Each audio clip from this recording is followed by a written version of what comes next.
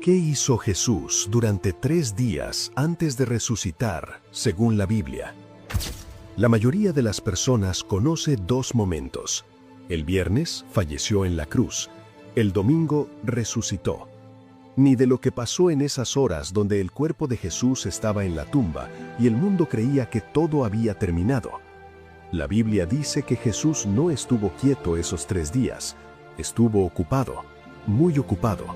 Y lo que hizo en ese tiempo es una de las historias más increíbles y menos contadas de toda la fe cristiana. Bajó al infierno.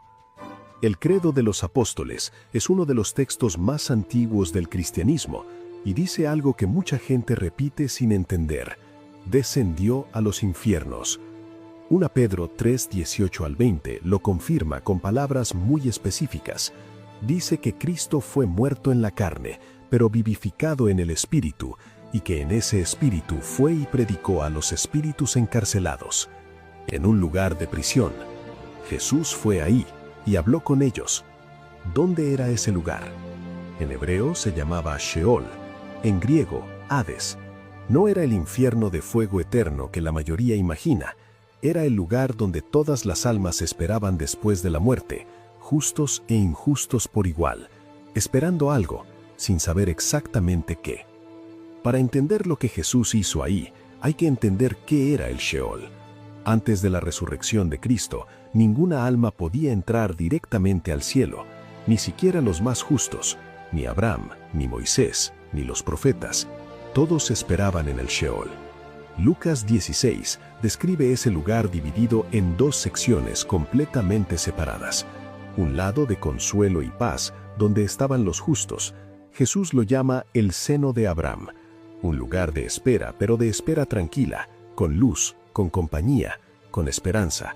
Y al otro lado, un lugar de tormento separado por un abismo imposible de cruzar, donde estaban los que habían rechazado a Dios completamente.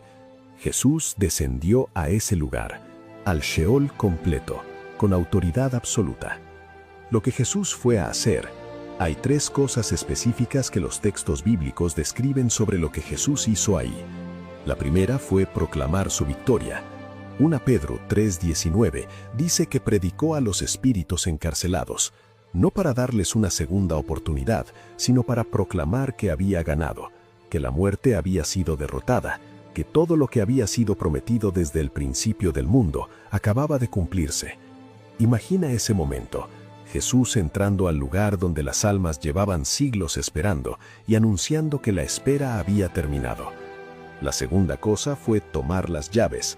Apocalipsis 1:18 dice que Jesús tiene las llaves de la muerte y del Hades. ¿Cómo las obtuvo? Las tomó cuando descendió. Satanás había tenido autoridad sobre la muerte desde la caída de Adán, pero cuando Jesús murió sin pecado y descendió al Sheol, tomó esa autoridad, la arrancó y no la devolvió jamás. La tercera cosa fue liberar a los cautivos. Efesios 4:8 cita un salmo antiguo y lo aplica directamente a este momento. Dice que cuando Jesús ascendió, llevó cautiva la cautividad y dio dones a los hombres. Llevó cautiva la cautividad. Eso significa que tomó a los que estaban prisioneros y los liberó. Las almas de los justos que llevaban siglos esperando en el seno de Abraham, Isaac, Jacob, Moisés, los profetas, todos esperando ese momento, y Jesús llegó a buscarlos personalmente. Mateo 27, 52 al 53 describe algo que ocurrió exactamente en ese periodo, algo tan extraordinario que cuesta creerlo. Dice que los sepulcros se abrieron y muchos cuerpos de santos que habían dormido se levantaron, y saliendo de los sepulcros después de la resurrección de Jesús, entraron en la santa ciudad y aparecieron a muchos. Santos resucitados caminando por Jerusalén, personas que habían muerto siglos antes, apareciendo ante personas vivas, todo ocurriendo como consecuencia directa de lo que Jesús estaba haciendo en el Sheol. Su victoria en ese lugar tenía efectos físicos visibles en la tierra. La muerte misma empezaba a ceder. Colosenses 2:15 describe lo que Jesús hizo en esos 3 días como una batalla y un triunfo público. Dice que despojó a los principados y potestades, los exhibió públicamente y triunfó sobre ellos. No en silencio, no en privado, públicamente. En el mundo espiritual hubo una batalla que cambió todo. Las fuerzas que habían tenido autoridad sobre la humanidad desde la caída fueron derrotadas frente a todos, desarmadas, expuestas, sin poder hacer nada para detenerlo. Jesús no estaba sufriendo esos 3 días, estaba ganando, paso a paso, nivel por nivel, tomando de vuelta todo lo que Adán había perdido.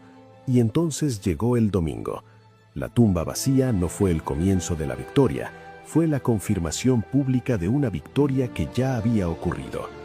Jesús regresó al cuerpo, pero no al mismo cuerpo de antes. Un cuerpo glorificado, que podía aparecer y desaparecer, que podía atravesar paredes, que era físico y real.